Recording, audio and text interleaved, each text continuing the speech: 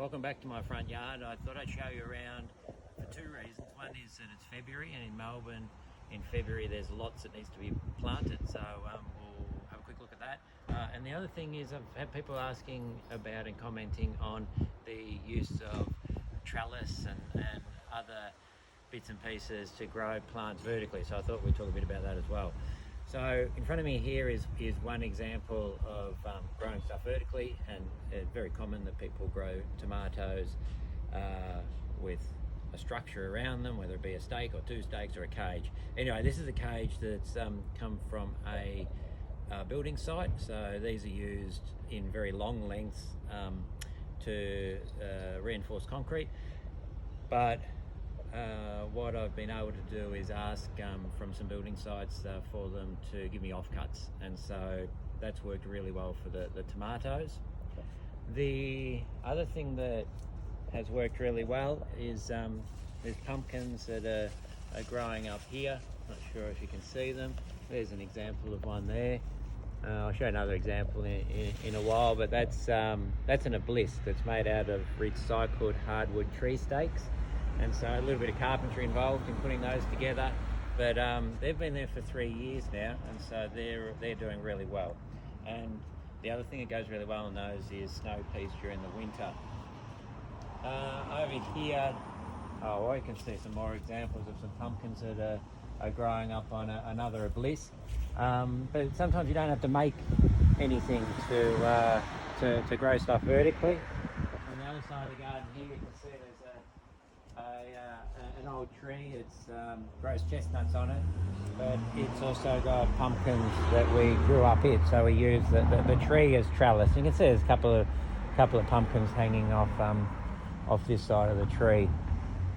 The other thing that is really good to use is fences, and so the fence over here is really easy to grow stuff up. So these are three apple trees, and so a combination of apples so that they pollinate one another, and they're growing along, or have been espaliered along, just two wires. And so with these posts here, it's very easy just to drill some holes through there and run the wires through. At the ends, I use some eyelets that I screw into the fence, and you can get them from your hardware store. You get sort of three sort of quality fittings or hardware. One is stainless steel, the next one is galvanized iron, and then the other is zinc aluminum.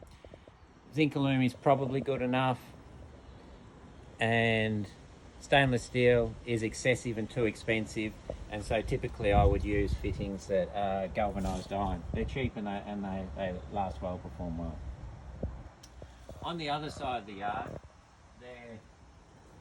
it's a little more difficult because the fence doesn't have the posts and rails exposed. However, it's still a little more limited, but it's still reasonably easy to do. You can see here, I've just got the eyelet that's screwed through the fence into the post on the other side. So I just had to locate the posts on the fence and screw those through. This is an example of a galvanized iron fitting, which is my preference.